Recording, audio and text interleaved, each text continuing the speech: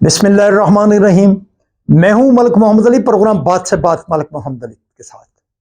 आखिरकार वो दिन आ गया जब हुकूमत ने अब फैसला कर लिया है, वजीर आजम पाकिस्तान ने फैसला कर लिया है कि नए chief election commission of Pakistan का तकर्रर किया जाए। तो हुकूमत की इस सोच के बाद यह बात बिल्कुल वाज़ेह हो गई है कि chief election commission of Pakistan की छुट्टी होने वाली है। और आज के प्रोग्राम में इसी खबर के मुतालिक आपको आगाह करेंगे।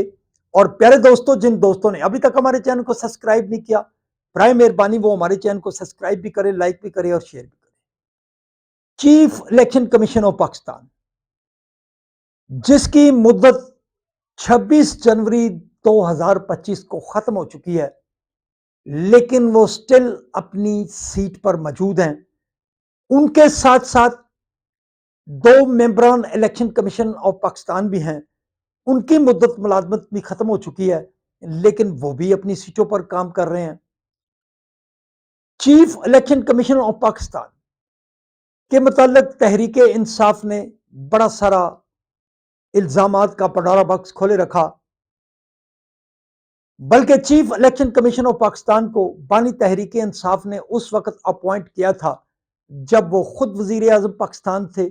और बाद में जब ऐसे मामलात, ऐसे फैसले हुए, तो फिर तहरीक इंसाफ ने जोर शोर के साथ chief election commission of Pakistan के खिलाफ एहतजाज किया और जगह जगह उन्हें मुतनाज़ा बनाया गया और कहा गया कि बड़े सारे मामलात में chief election commission of Pakistan Tehreek Insaf के रास्ते की रुकावट हैं। इस हवाले से तहरीक इंसाफ ने हर प्लेटफार्म पर आवाज़ उठाई और उनके खिलाफ सोशल मीडिया से लेकर ओवरऑल जो भी उनकी एहतजाज होता था उसमें भी वो नुमायाँ होते थे। अब 26 जनवरी 2025 से chief election commission of Pakistan की मुद्दत मुलाजमत ख़त्म हो चुकी थी और दो मेंबरान भी।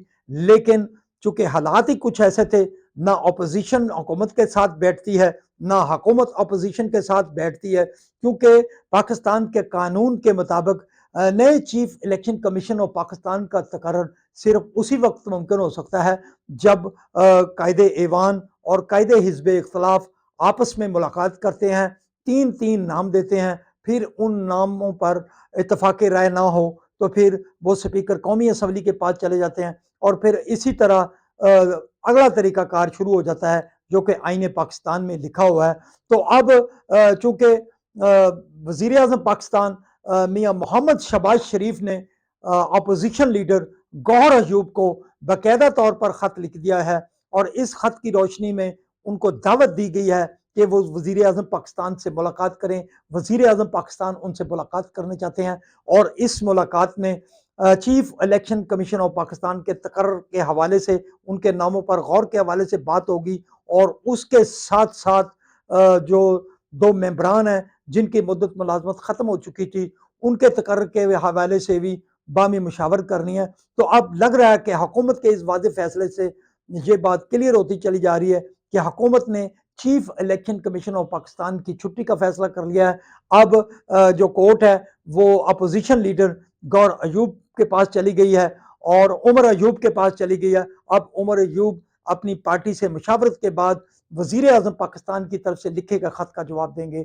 सलाम पाकिस्तान, सलाम ओवरसीज, अल्लाह हाफिज।